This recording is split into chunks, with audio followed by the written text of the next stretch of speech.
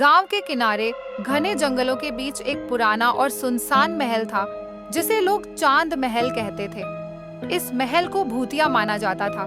गांव के बड़े बुजुर्ग बताते थे कि इस महल में रात के समय अजीब अजीब सी आवाजें आती थीं और महल के अंदर सफेद साड़ी में एक औरत को घूमते हुए देखा गया था। गांव का हर व्यक्ति इस महल से दूर रहता था। कोई भी इंसान रात के समय उस महल के आसपास जाने की हिम्मत नहीं करता था।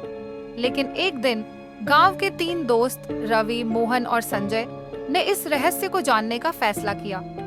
महल की ओर यात्रा रवि सबसे साहसी था। उसने कहा, यह सब बकवास है। अगर महल में सच में भूत है, तो हम सब मिलकर उसका सामना करेंगे।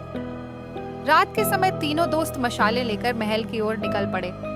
रास्ते में घना जंगल था और हर तरफ सन्नाटा पसरा हुआ था।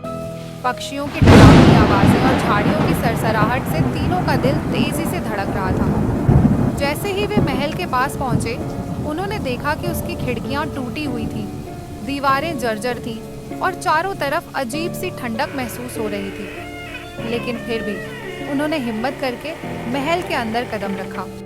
महल के अंदर का रहस्य महल के अंदर घना अंधेरा था।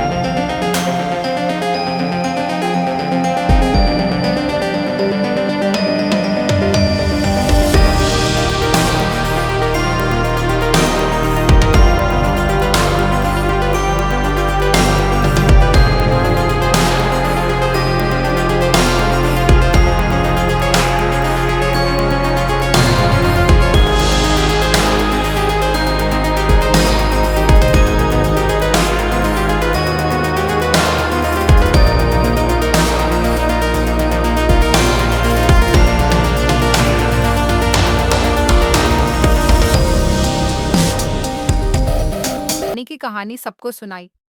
गांव वालों ने रानी की याद में महल में दीप जलाए और उसके लिए पूजा की। अगली सुबह जब तीनों महल गए, तो वहां का वातावरण बदल चुका था। ठंडक की जगह एक सुखद वातावरण था। रानी की आत्मा अब महल में नहीं थी।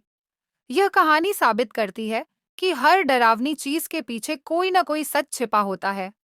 साहस और सच्चाई के साथ यदि उसका सामना किया जाए, तो हर रहस्य सुलझ सकता है।